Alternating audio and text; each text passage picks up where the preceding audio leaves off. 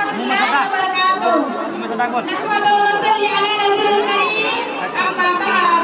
Ikhwati fillah, uridu an uqiyya ma'akum kalimatin halal mazur. Assalamu alaikum ayyuhal muslimun wal muslimat.